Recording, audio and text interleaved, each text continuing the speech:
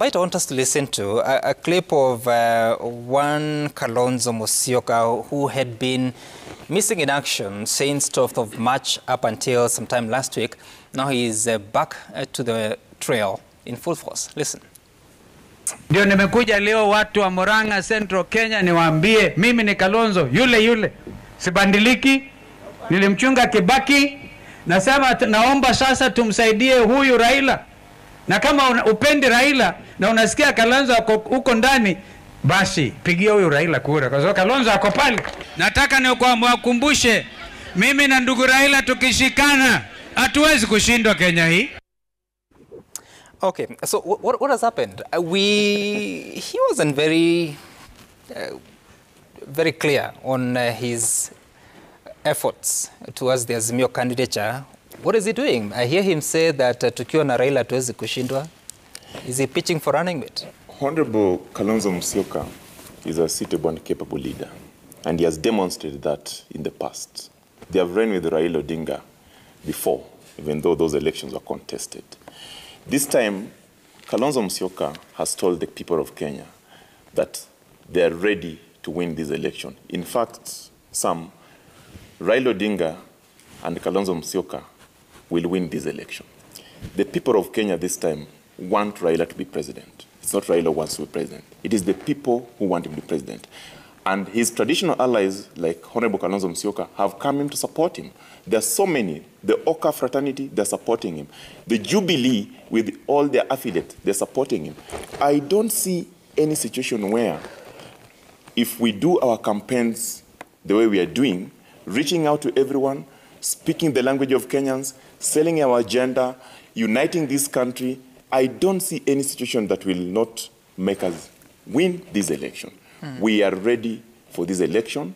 We are asking the people of Kenya that the moment they've been waiting for is today here. They have been waiting for that moment of Raila Odinga, because Raila Odinga has demonstrated. If you listen to yesterday, it's not only Kalonzo Musyoka that is talking about that. Martha Karua yesterday did say that the reason why we call Raila Baba is because he's Baba of peace, Baba of ugatuzi, Baba of unity, all those things that come with fatherliness. That is what Raila is today. And that's why when Kalonzo Musyoka speaks, he says that for him, he is in this Azimio One Kenya coalition political party to make Raila the president.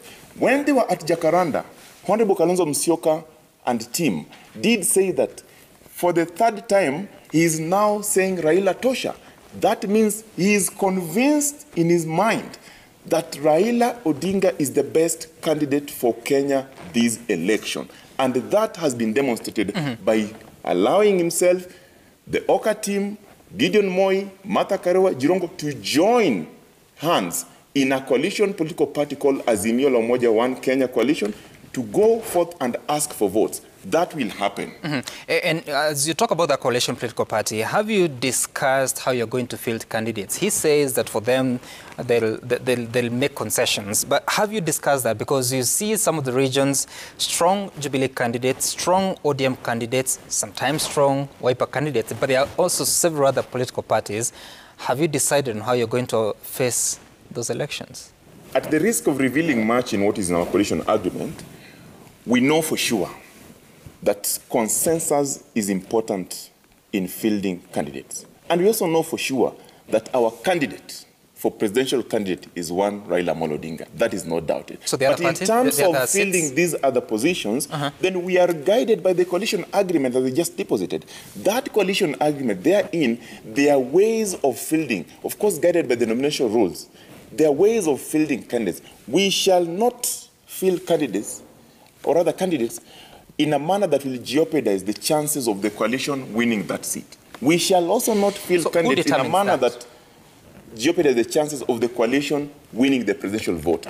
That shall be determined by the coalition council and also by the national, the board, the national election board of the coalition. That will happen. But as it is now, the political parties, constituent political parties that are in Azimio One Kenya have been given the opportunity to consolidate their areas. You have seen political parties organizing their nominations. I'm sure ODM, I think, has organized theirs.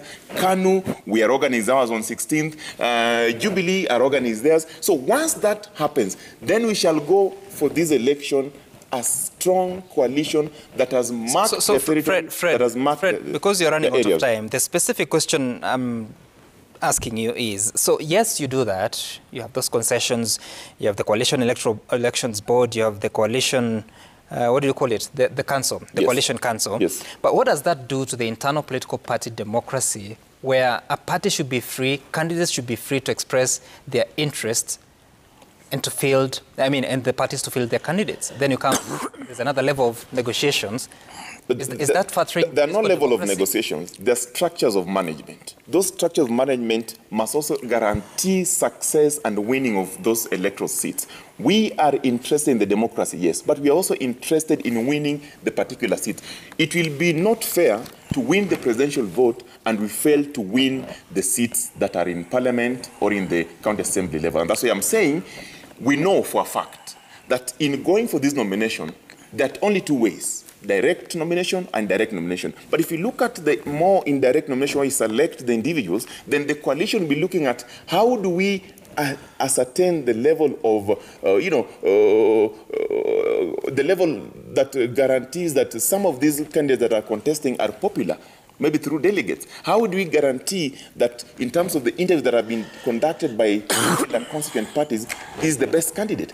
That job has been left for the constituent parties to do. But Fred, can you really do that? Can you really interfere? For instance, say that ODM has decided to use consensus for a particular county seat, and then from the position of a coalition electoral board, elections board, you think this is not the right candidate? Can you really? No. Some, and that's why there is what is called coalition council. In the coalition council sits representatives of the constituent parties.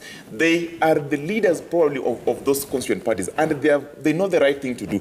But at the political party level, each party are fielding. By the way, as a matter of fact, for us, KANU, we are also fielding everywhere. But we know for a fact that there are certain areas that for sure we might not be fielding, we might not be having strength. That does not stop us from encouraging people to field, to contest. It doesn't stop us. Okay.